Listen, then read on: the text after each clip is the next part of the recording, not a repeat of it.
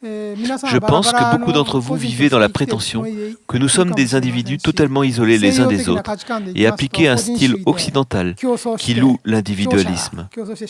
Vous vous dites, celui qui a emporté ce concours est le meilleur, ou si ce n'est pas moi qui le bats, c'est lui qui me battra. Cette attitude fait vaciller votre cœur d'un état d'esprit idyllique à un véritable enfer. Mais il y a en réalité ce gigantesque arbre de vie dont les branches se déploient bien au-delà des royaumes de cette terre, nous reliant vraiment à la vie sur d'autres planètes. J'aimerais que vous sachiez que toutes les âmes et ce grand arbre cosmique sont en réalité reliés les uns aux autres sur le plan spirituel.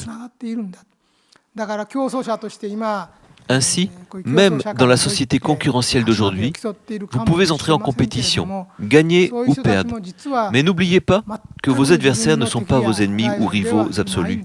Beaucoup d'entre eux sont des personnes qui vous ont été présentées par le destin, que vous avez rencontrées à plusieurs reprises.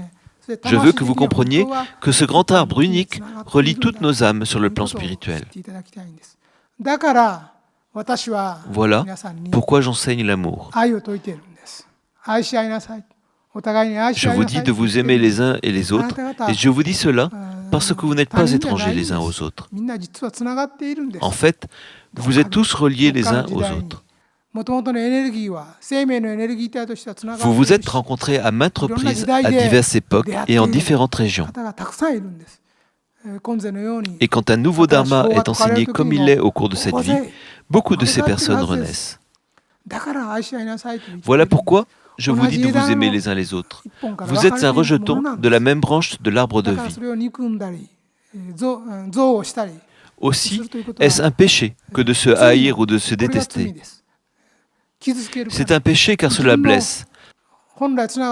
Haïr une partie de cette branche serait comme couper un rameau relié au même tronc de vie. Telle est la réalité.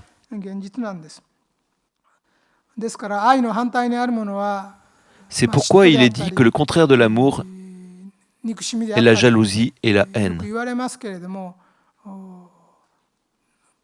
Mais j'aimerais que vous parveniez à dépasser cette conception. Vous enviez une personne parce que vous pensez que vous en êtes complètement séparés et vous entrez en compétition avec elle. Vous en devenez jaloux alors que vous êtes en fait des compagnons. Dans bien des cas, la personne que vous méprisez ou haïssez entretient un lien spirituel très étroit avec vous. C'est quelqu'un que vous avez rencontré de nombreuses fois au fil de vos vies antérieures. Voilà pourquoi je vous dis, cessez de vous faire du mal. Cessez de dire du mal les uns des autres. Cessez de vous haïr, mais bénissez-vous plutôt. Faites cela pour élever votre propre âme. Si votre individualisme devient trop fort, il dégage de fortes expressions de jalousie, d'égocentrisme et de haine. Mais ces ressentiments sont comparables à laisser vos propres feuilles se faner ou à couper votre branche de vie. Cela va donc à l'encontre de la loi de la vie et sera jugé comme un acte digne de l'enfer.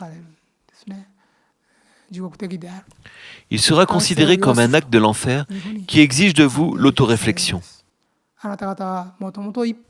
Je vous enseigne que vos vies découlent et naissent d'un même arbre cosmique gigantesque.